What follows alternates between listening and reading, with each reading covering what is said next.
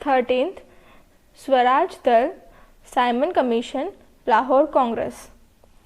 दीर्घ उत्तरीय प्रश्न। प्रश्न क्रमांक 65। स्वराज पार्टी की स्थापना, उद्देश्य तथा कार्यक्रमों का संक्षिप्त विवरण दीजिए। उत्तर। स्वराज पार्टी की स्थापना। पहला, 1 जनवरी 1923 ईस्वी को चित्तरंजन और मोतीलाल नेहरू ने इलाहाबाद में स्वराज पार्टी की स्थापना की और उसके कार्यक्रमों का प्रचार करने के लिए सारे देश का दौरा किया। उन्होंने जनता को यह स्पष्ट किया कि उनका उद्देश्य स्वतंत्रता प्राप्त करने के लिए संघर्ष करना है। इस पार्टी की स्थापना के कारण निम्नलिखित थे। पहला, स्वराज प्राप्त करने के लिए रचनात्मक कार्यक्रम पर्याप्त नहीं थे। इसके लिए आवश्यक था कि संघर्षपूर्ण नवीन कार्यक्रम को अपनाया जाए। दूसरा, खिलाफत आंदोलन के समाप्त होने पर ऐसे आंदोलन की आवश्यकता थी कि जिनमें मुसलमानों को आकृष्ट किया जा सके। तीसरा, भारत में ब्रिटिश साम्राज्य की मुख्य शक्ति नौकरशाही थी। ब्रिटिश नौकरशाही का शिकंजा बहुत मजबूत था। प्रधानमंत्री लॉर्ड जॉर्ज ने इसकी प्रशंसा की थी और कहा था कि उसमें कोई परिवर्तन नहीं किया जाएगा। स्वराज्यवादियों का कहना था कि वे परिषदों में प्रवेश करके नौकरशाही को दुर्बल करेंगे। चौथा, स्वराजवादी नेता गांधी जी की प्रत्यक्ष कार्यवाही के स्थान पर संसदवाद की नीति पर चलना चाहते थे। पांचवा, स्वराज्यवादी नेता परिषदों में सरकार के पुट्ठों को रोकना चाहते थे, जिससे सरकार का संसदीय ड्रामा न चल सके। स्वराज पार्टी का उद्देश्य। पार्टी का पहला अधिवेशन इलाहाबाद में मार्च 1923 ईस्वी में हुआ। इसमें पार्टी अध्यक्ष चित्तरंजन ने पार्टी के उद्देश्य और कार्यक्रम को घोषित किया। इसमें कहा गया था कि पार्टी का उद्देश्य स्वराज्य या डोमिनियन स्टेट्स प्राप्त करना नहीं था। यह भी स्पष्ट कर दिया गया कि पार्टी कांग्रेस संगठन का अभिन्न भाग थी और सदैव अहिंसात्मक असहयोग नीति का समर्थन करेगी। यह भी कहा गया कि पार्टी के विधानसभा प्रवेश कांग्रेस के असहयोग कार्यक्रम का ही विस्तार था। पार्टी चुनावों में भाग लेकर तथा स्थानों को जीतकर अवांछनीय तत्वों का परिषदों में प्रवेश रोकना चाहते थे, जिससे सरकार सुधारों का आडंबर न कर सके। आगे कहा गया कि पार्टी का उद्देश्य था कि वह सरकार को और सुधार करने के लिए बाध्य करेगी और वर्तमान सुधारों के कार्य नहीं करने देगी। यह भी कहा गया कि अगर सरकार आगे सुधार का कार्य नहीं करेगी तो वे परिषदों का कार्य अवरुद्ध कर देंगे।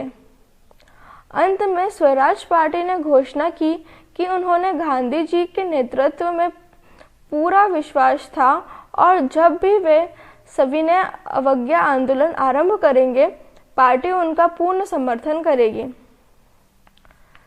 1925 ईस्वी में चित्तरंजन दास ने विभिन्न आलोचनाओं का जवाब देते हुए कहा, यह कहा गया है कि हमारा नारा है नष्ट करो। हम नष्ट करना क्यों चाहते हैं? हम किससे मुक्त होना चाहते हैं? हम उस परिपाटी को नष्ट करना चाहते हैं तथा उससे मुक्त होना चाहते हैं जो हमारे लिए हितकर नहीं है और न हो सकते हैं। हम उसे नष्ट करना चाहते हैं क्योंकि हम उसके स्थान पर एक ऐसी परिपाटी का निर्माण करना चाहते हैं जो सफलतापूर्वक और सार्वजनिक हित में काम कर सके।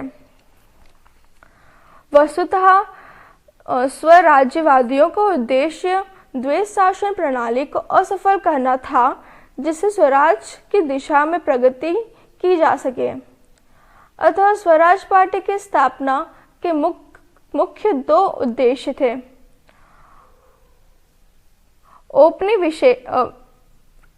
औपनिवेशिक स्वराज प्राप्त करना तथा ब्रिटिश शासन के अंतर्गत चल रही परंपराओं को नष्ट करना।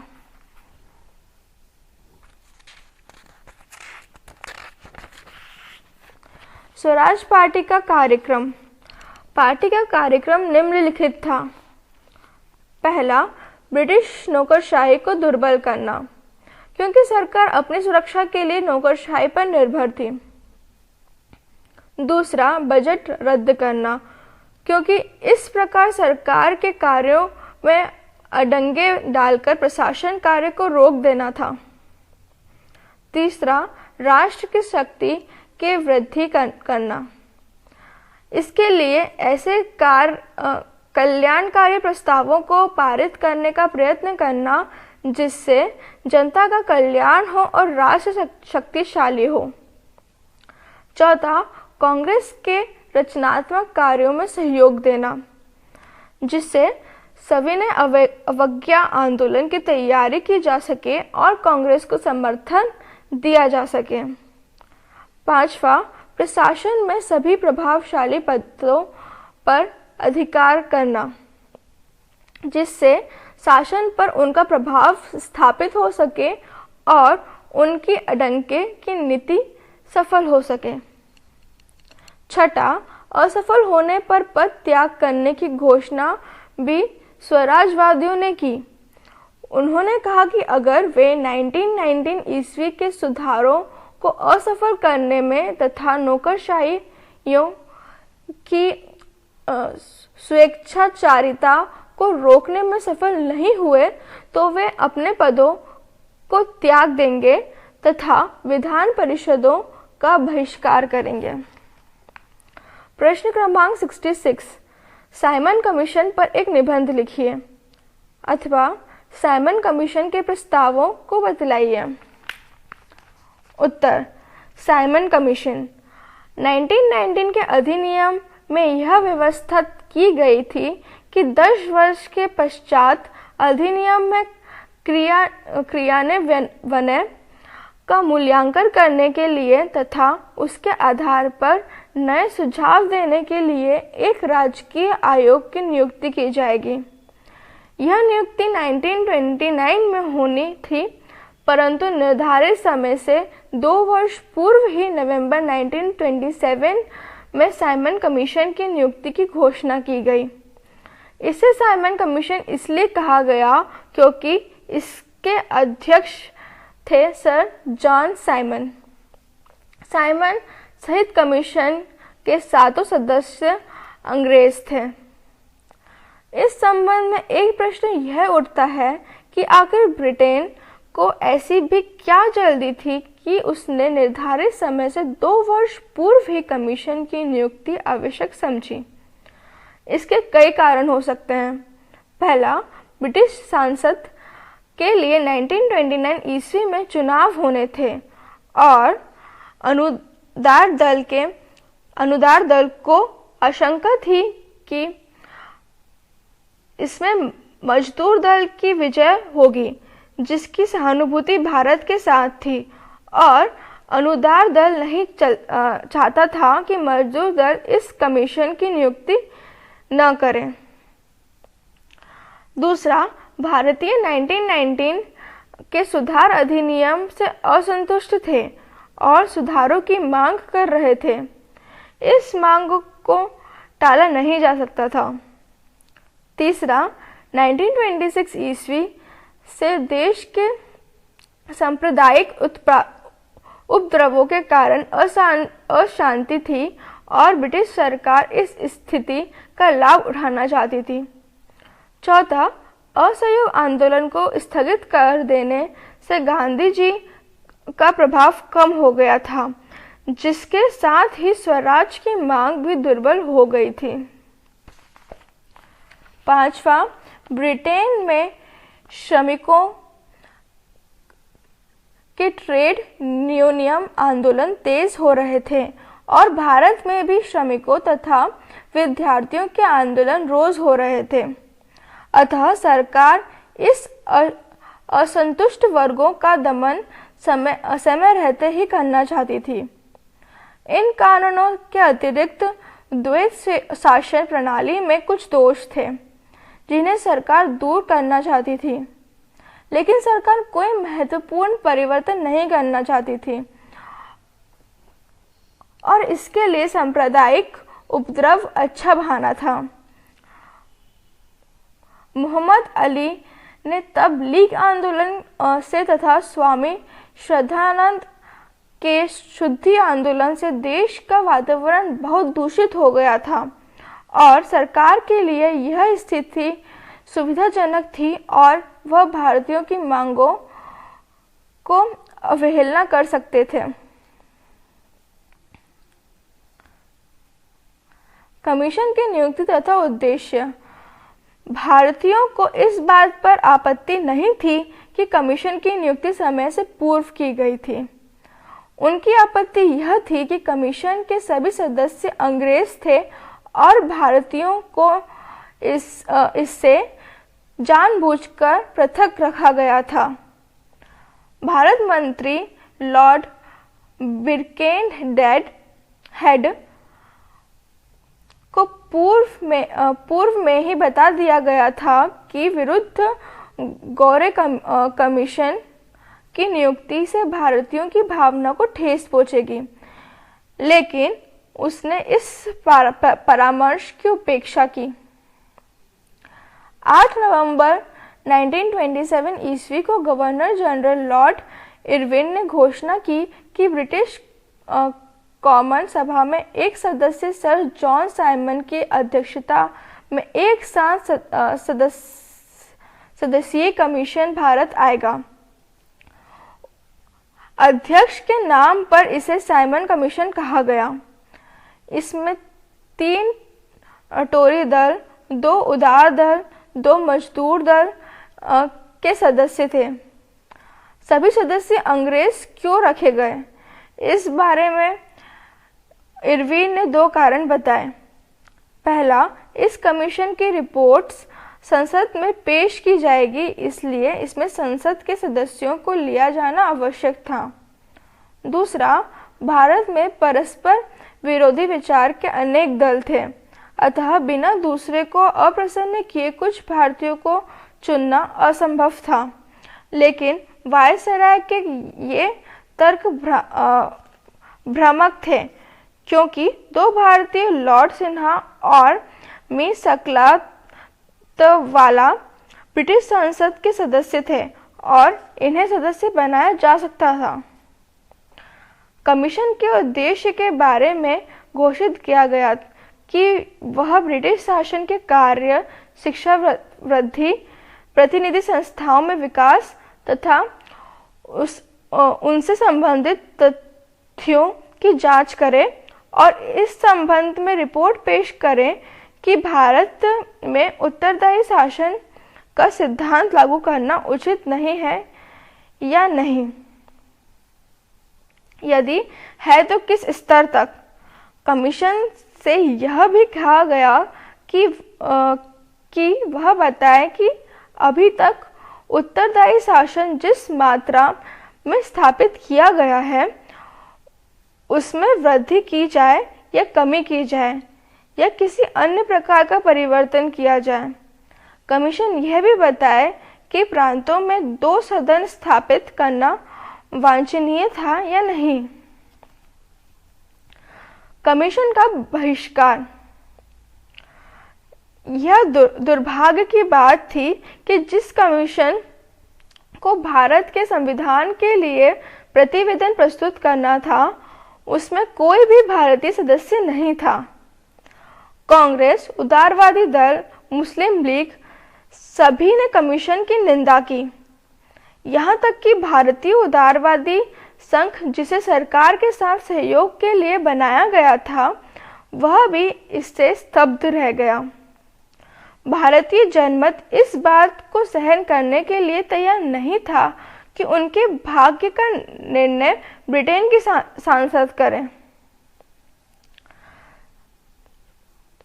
सर तेज बहादुर सप्रू ने कहा कि भारतीयों को इससे बाहर रखना जानबूझकर भारतीयों का अपमान करना था, क्योंकि इससे न केवल भारतीयों को निम्न स्थान दिया गया, बल्कि यह भी इससे उन्हें अपने देश के संविधान बनाने की प्रक्रिया में भाग लेने का भी अधिकार नहीं दिया गया।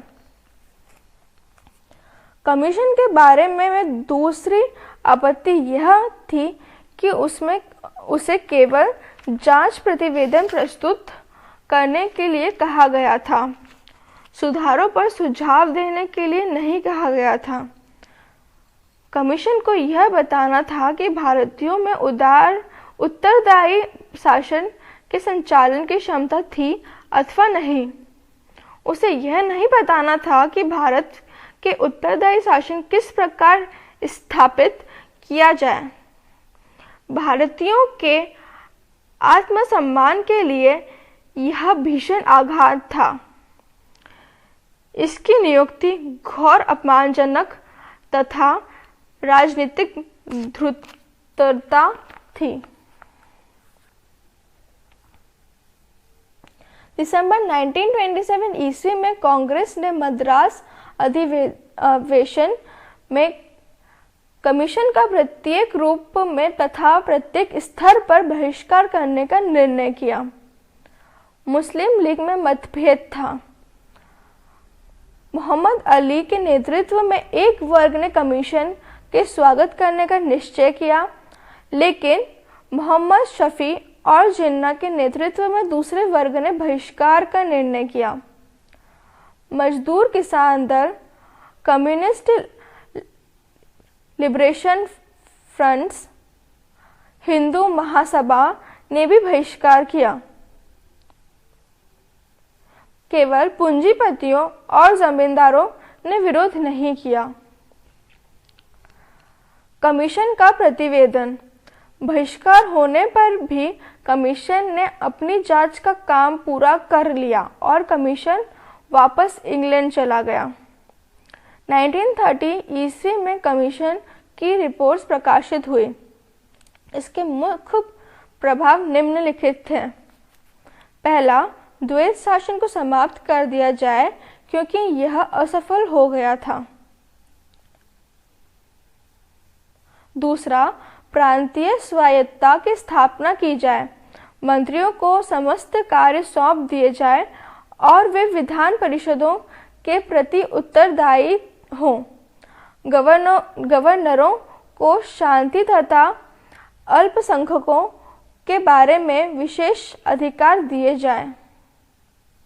तीसरा, मताधिकार को विस्तृत किया जाए, निर्वाचन में सांप्रदायिक आधार को बनाए रखा जाए। चौथा, केंद्रीय सरकार में पूर्ण अनुत्तरदायी रूप रखा जाए। पांचवा, प्रांतीय विधान परिषदों का विस्तार किया जाए जिससे 200 से 250 सदस्य हो सके। छठा, देशी रियासतों तथा ब्रिटिश भारत की एक सम्मिलित सभा बनाई जाए जिससे साझे विषयों पर उसमें विचार किया जा सके।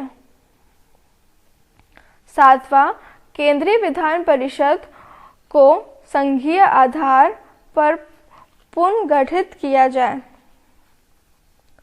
आठवां, सेना का भारतीयकरण किया जाए, लेकिन जब तक भारत अपनी रक्षा करने में पूर्ण समर्थ न हो जाए तब तक ब्रिटिश सेनाओं को भारत में रखा जाए। नवा, इंडिया काउंसिल को रखा जाए लेकिन इसकी शक्ति में कमी की जाए। 10वां, स्वतः विकास की प्रतिक्रिया संविधान के लिए अपनाई जाए। 10 वर्ष के बाद समीक्षा की प्रक्रिया बंद कर दी जाए। संविधान इतना लचीला हो कि उसमें स्वतः विकास हो सके।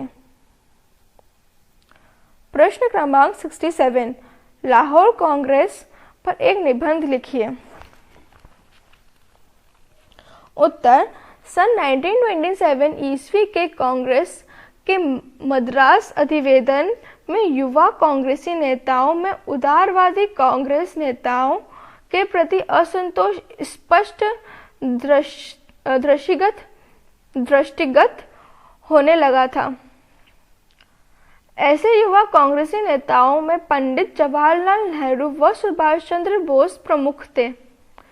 1927 ईस्वी में के मद्रास अधिवेशन में पूर्ण स्वतंत्रता प्राप्त करना कांग्रेस का लक्ष्य निर्धारित किया गया। इसी कारण 1928 ईस्वी में कांग्रेस के कलकत्ता अधिवेशन में महात्मा गांधी को नेहरू रिपोर्ट्स को कांग्रेस के सदस्यों से भी स्वीकृत करने में अत्यधिक कठिनाई हुई, क्योंकि पंडित जवाहरलाल नेहरू व सुभाष चंद्र बोस जैसे युवा कांग्रेस नेता 1927 ईस्वी में पूर्ण स्वतंत्रता का निर्णय लेने के पश्चात अधिराज्य प्राप्त करने मात्र से संतुष्ट न थे। महात्मा गांधी ने यह प्रस्ताव भी किया कि यदि सरकार ने 31 दिसंबर 1929 ईस्वी तक नेहरू रिपोर्ट्स को स्वीकार न किया तो कांग्रेस द्वारा अहिंसक असहयोग आंदोलन पुनः प्रारंभ कर दिया जाएगा तथा इस बार इसके कार्यक्रम में किसानों द्वारा सरकार को लगा न देने भी सम्मिलित होगा। यद्यपि पंडित जवाहरलाल नेहरू व उनके साथी इस प्रस्ताव से सहमत न थे, किंतु गांधी जी के प्रति सम्मान व कांग्रेस को विभाजित होने से बचाने के लिए उन्हें इसे स्वीकार कर लिया। इसी समय भारत के विभिन्न भागों में इंडिपेंडेंस लीग की स्थापना की गई, जिसका उद्देश्य भारत को पूर्ण स्वतंत्रता दिलाना था। नवंबर 1928 ईस्वी में अखिल भारतीय इंडिपेंडेंस लीग की स्थापना हुई, जिसके नेता जवाहरलाल नेहरू व सुभाष चंद्र बोस थे। इन लोगों को अपने उद्देश्य की प्राप्ति के लिए छात्रों व वामपंथी संस्थाओं के विषय योगदान प्राप्त हुआ। इस प्रकार 1929 ईस्वी के प्रारंभिक माहों में भारत की स्थिति श्रमिकों की हड़ताल, आतंकवादियों के आतंक व इंडिपेंडेंस लीग के कार्यों के कारण अत्यंत विस्फोटक थी। इस स्थिति का सामना करने के लिए सरकार ने लोक सुरक्षा अधिनियम पारित करवाया तथा मजदूर नेताओं व क्रांतिकारियों पर लाहौर व मेरठ षड्यंत्र केस चलाया। 1929 ईस्वी के प्रारंभ में ही इंग्लैंड के आम चुनाव हुए व मजदूर दल के नेता मैकडोनाल्ड मिलीजुली सरकार बनाई। यद्यपि मजदूर दल का भारत के प्रति सहानुभूति रुख था, किंतु पूर्ण बहुमत में न होने के कारण मजदूर दल के नेता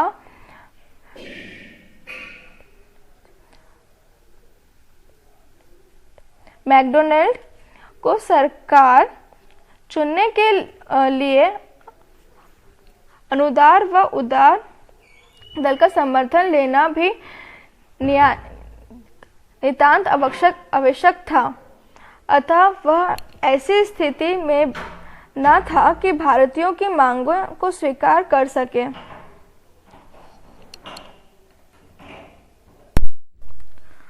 वायसराय लॉर्ड इरविन ने नई सरकार से विचार विमर्श करके तथा इस स्थिति को गंभीरता को देखते हुए यह घोषणा की, जिसके अंतर्गत भारत को अधिराज्य देने का आश्वासन दिया गया तथा नवी संविधान की रचना के लिए गोलमेज सम्मेलन बुलाने के लिए कहा गया, किंतु इंग्लैंड ने इस घोषणा की कटु आलोचना की गई। अतः तत्कालीन भारत मंत्री बैन ने एक और घोषणा की, जिसमें उसने कहा, जिस रूप से उत्तरदायी भारत में शासन चल रहा है वह औपनिवेशिक स्थिति का ही रूप है। यह घोषणा भारतीयों के लिए घोर निराशापूर्ण थी। अतः भारतीय नेताओं ने वायसराय से भेंट की, किंतु वायसराय भी उनकी निराशा को दूर न कर सका। इसकी भारतीयों में तीव्र प्रतिक्रिया हुई। इस स्थिति का प्रभाव महात्मा गांधी पर भी पड़ा था तथा वह, जो कि अधिराज्य के समर्थक थे, अब पूर्ण स्वतंत्रता प्राप्त करने के समर्थक बन गए। इसी उद्देश्य से गांधी जी ने संपूर्ण देश का दौरा किया तथा अपने रचनात्मक कार्यक्रमों से जनता को अवगत कराया। गांधी जी पुनः एक बार लोकप्रिय व कांग्रेस के सर्वा बन गए। अतः दिसंबर 1929 ईस्वी में लाहौर के महत्वपूर्ण अधिवेशन में उनका नाम अध्यक्ष पद के लिए प्रस्तावित किया गया, किंतु गांधी जी ने अपने स्थान पर पंडित जवाहरलाल नेहरू को अध्यक्ष बनाया। इसमें नेहरू रिपोर्ट्स के प्रस्तावों को रद्द कर दिया गया तथा पूर्ण स्वतंत्रता को कांग्रेस का अंतिम उद्देश्य बनाया गया। पट्टाभी सितारमैया ने कांग्रेस के इतिहास में लिखा है कि अध्यक्षीय भाषण देते हुए पंडित जवाहरलाल नेहरू ने कहा कि हमारा एक ही लक्ष्य है, स्वाधीनता। स्वाधीनता का अर्थ पूर्ण स्वतंत्रता। इस अधिवेशन में अखिल भारतीय कांग्रेस समिति को यह अधिकार भी प्रदान किया गया कि वह समयानुकूल सविनय अवज्ञा आंदोलन प्रारंभ करे, जिसमें कर न देना भी सम्मिलित हो। किंतु इस अधिवेशन में पूर्ण स्वाधीनता की कोई ठोस योजना प्रस्तुत न की। यद्यपि सुभाष चंद्र बोस ने यह प्रस्ताव रखा कि देश में एक समांतर सरकार बनाई जाए, जिसके लिए युवकों, मजदूरों व किसानों को संगठित किया जाना चाहिए, किंतु इसे स्वीकार न किया गया।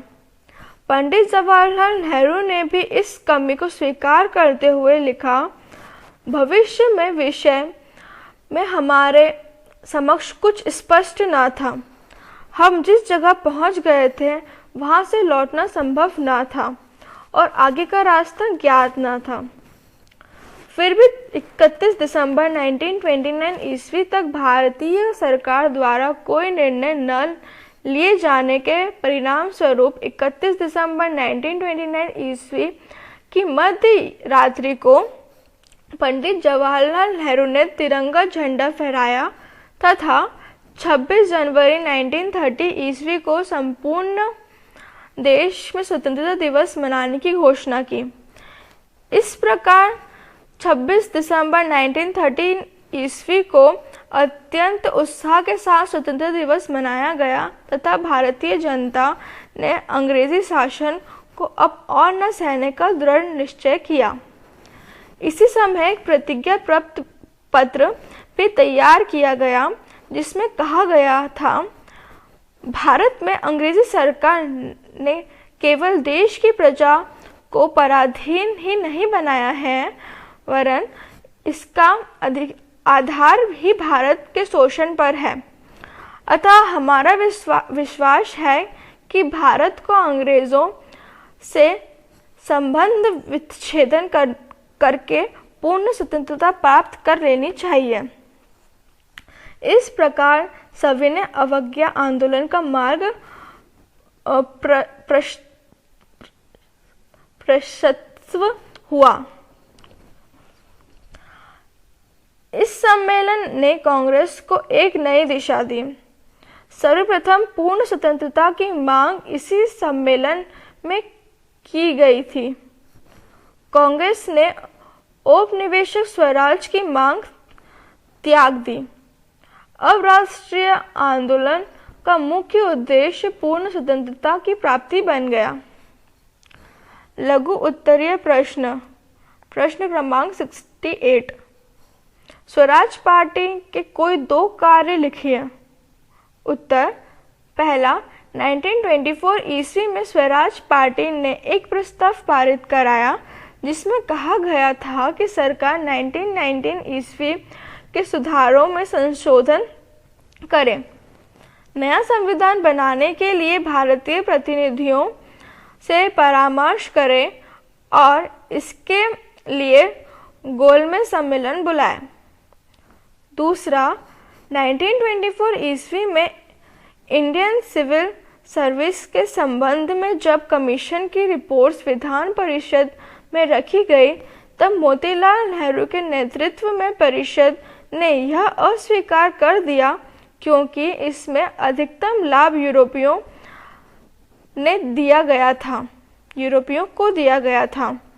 बाद में काउंसिल ऑफ स्टेट ने भी इसे पारित किया।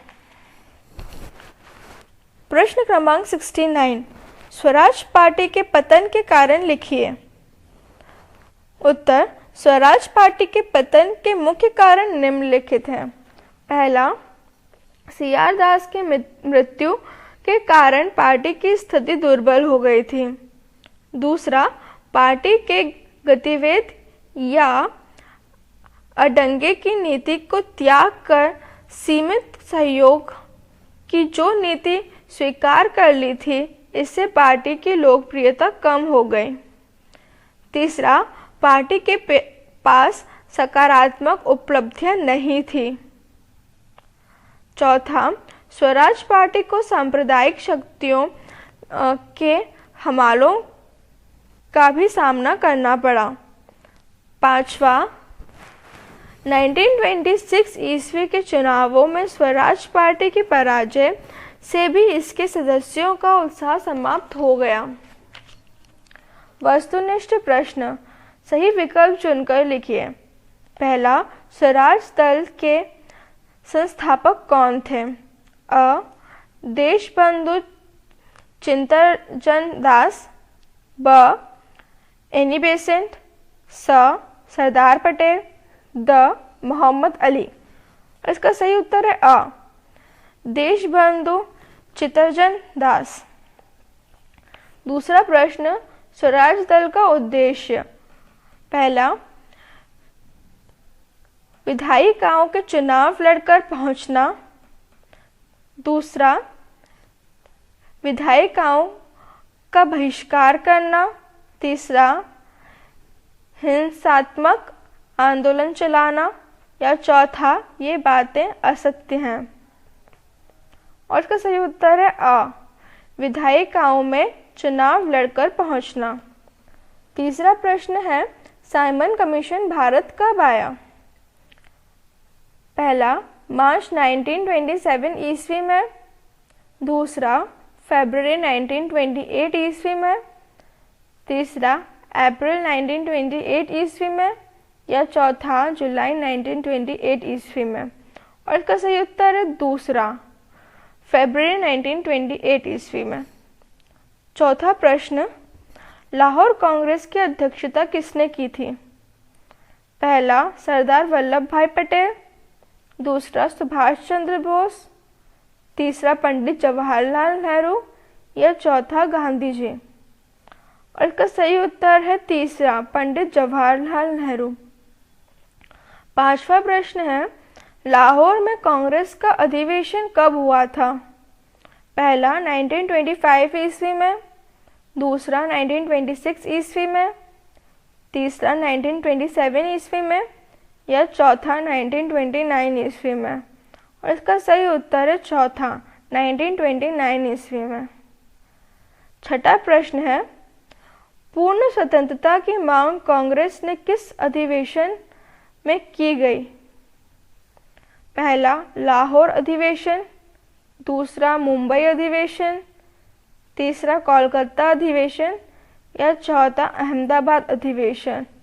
इसका सही उत्तर है पहला, लाहौर अधिवेशन।